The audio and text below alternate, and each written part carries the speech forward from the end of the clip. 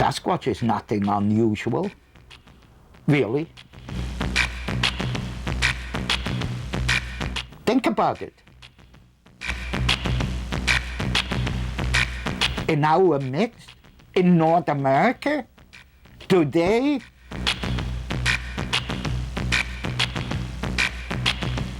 mind-boggling.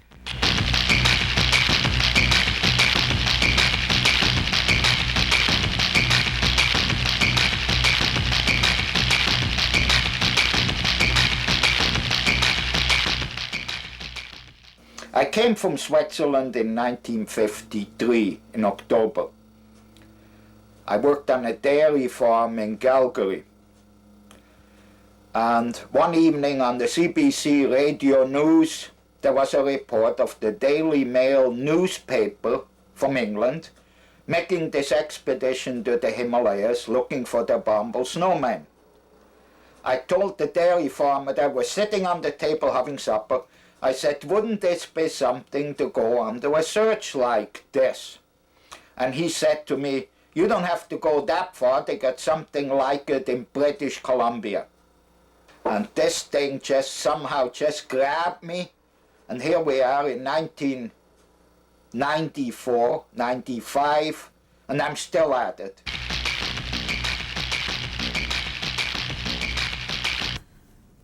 The Sasquatch is nothing new today. Some people think, oh, the Sasquatch popped out in the 1950s out of pages of newspapers, out of somebody's fertile little twisted mind.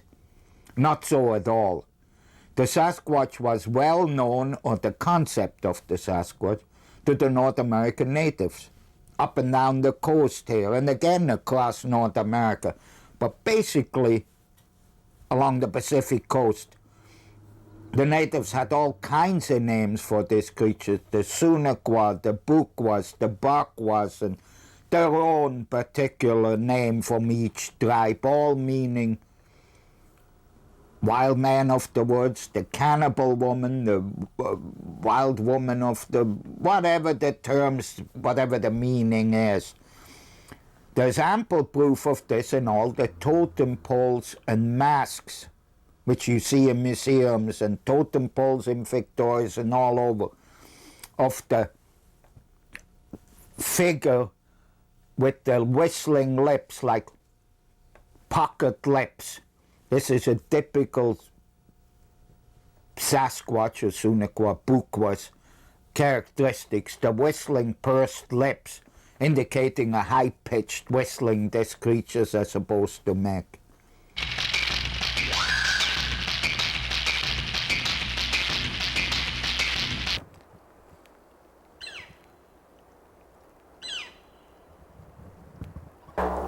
Certain locations, at least here in British Columbia, are known as Sasquatch country, and one of them is Harrison Hot Springs.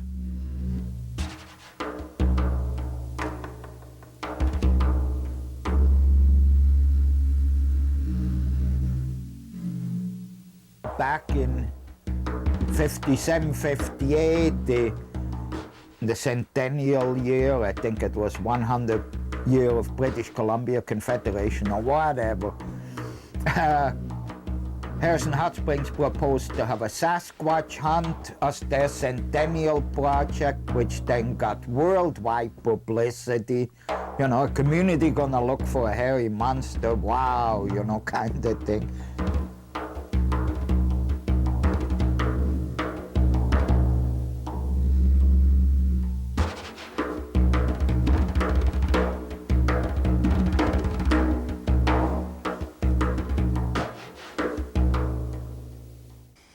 Now, for people like me who think the Sasquatch is more than a mythological creature, you would say to yourself, if they're a Sasquatch out in the brush, they have to leave footprints.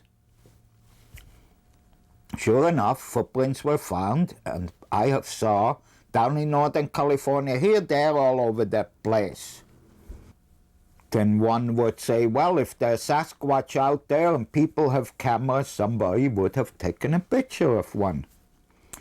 There are a few still photos floating around of shadows in the bushes, you know, which really don't mean a thing whatsoever.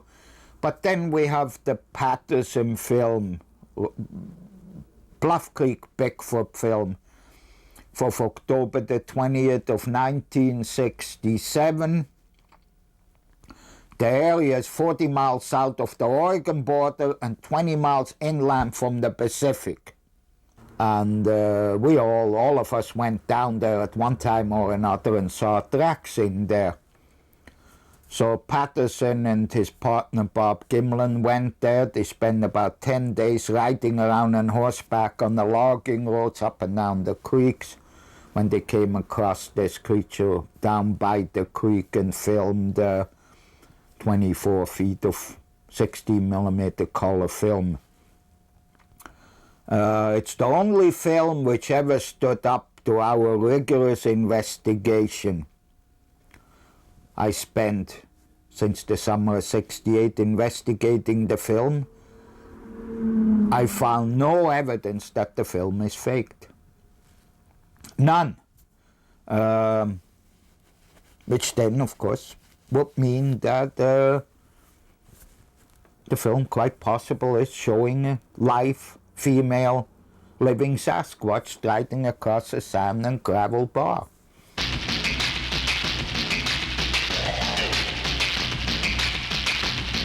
I don't give a goddamn about the scientific community saying we have to have a body before we believe it.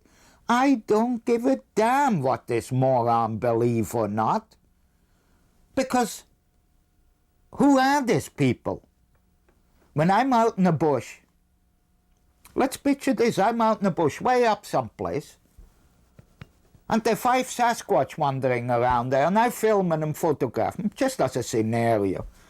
And I look down the valley, and there's 60,000 scientists jumping up and down together, screaming, "There is no Sasquatch."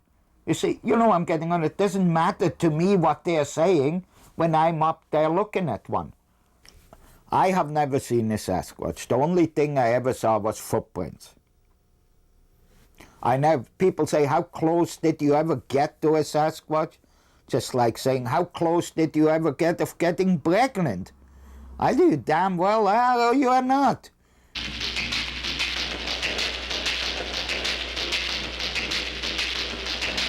You know, I'm not the only one in North America who does this type of research.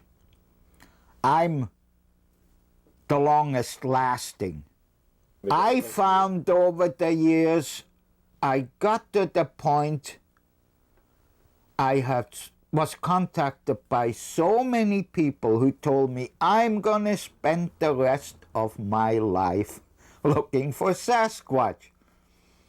Well, they were there a few weekends and I never heard another sound of them since.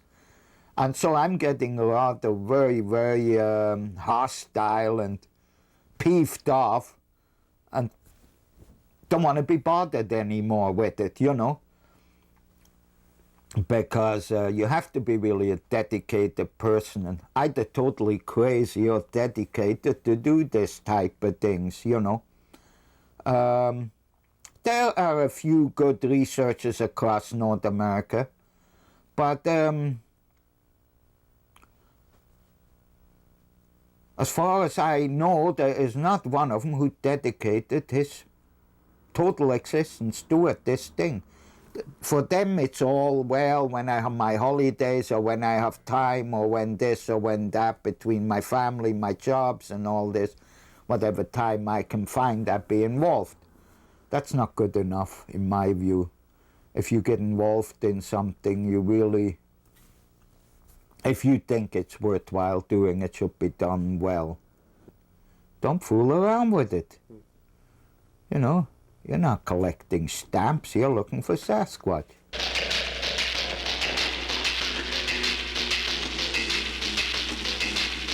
I think the motivation to continue in this research after listening to all these morons and know-nothings telling me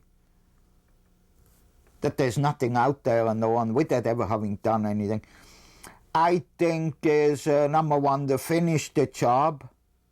It's fascinating, the people you meet. There's more to it than just running around the bush looking for the creature. There's the evaluation of eyewitness reports, the evaluation of footprints evidence, the relationship between the researchers. I spent so much time, effort in this that, I don't know, I just want to finish the job. To tell you the truth, I don't know if there is Sasquatch or not out there. I'm more skeptical today than I ever was before, because I saw so much bad evidence. This is like a court case. You challenge every piece of evidence and try to tear it to pieces. So you get to the truth, that kernel of final evidence, that, you know, that unassailable fact. That's what it is all about it. It's nothing to do with I believe or I don't believe. The hell with beliefs. Let's talk about fact. Undisputable. That's what I'm interested in.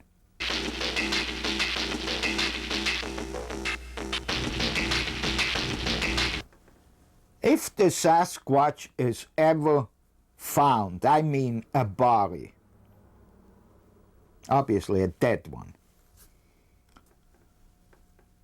there will be, I gave this a lot of thought, there will be, for a while, a rejection stage. The press, of course, gonna be, you know, I mean, the O.J. Simpson trial will be nothing compared to this. I'm not interested in that, you know. The day, if it should be me, I found the Sasquatch, that's the day my job is done, and that's the end of that one.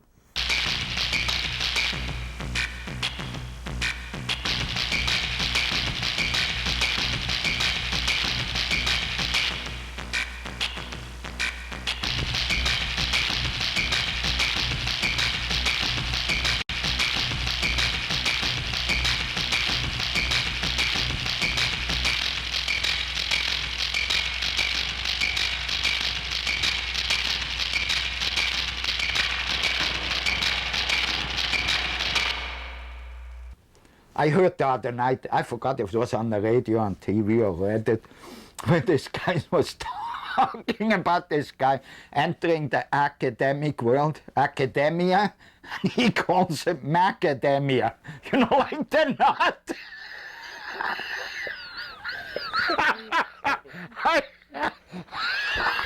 He enters macadamia, like this Hawaiian nut. I thought I have to get... First besides on that one. I thought that was... That play on words was just hilarious, you know. He entered the life of macadamia. That's good. Oh boy. He was all crying here.